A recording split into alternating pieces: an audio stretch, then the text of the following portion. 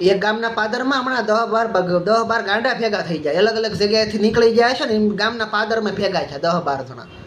તો એ બધા 10-12 રાતના ભેગા છે ને, કે હાલો કે આપણે કે બિલ્ડિંગ રમીએ. તો ઓલો કે મોટા બિલ્ડિંગ રમીએ એટલે એ કે આમાં એ કે છે ને આપણે કે 12 જણા છે, કે 12 માળની બિલ્ડિંગ બની જાય. ઓલો કે કેમ? કે એકની માથે એક, એકની માથે એક, એકની માથે એક, કેવી રીતના આપણે ઊભા રહી.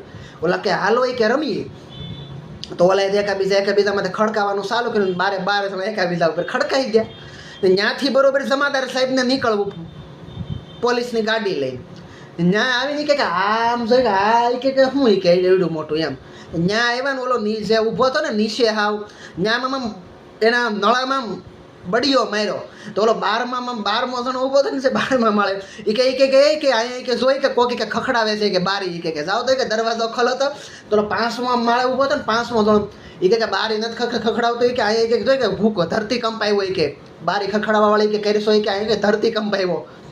સને મને રહ્યો કે આમ શાંતિથી ઉભા રહ્યો કે નગરી કે પડશો બધાય. તો સાહેબ એમ ધોઈ નહીં ખબર બધાને નીચે ઉતારી કાઠલા પકડીને 2-3 ઝીકી ને બધાને ગાડીઓમાં બેહાડીને પાછા મેન્ટલ અસાઇલમમાં લઈ ગયા, મેન્ટલ હોસ્પિટલમાં. તો ત્યાં આવીને કે મારો દીકરો કે બિલ્ડિંગ પાડી દીધી છે, કે બિલ્ડિંગ પાડીને કે આ રહીને અહીંયા ખડકી દીધા કે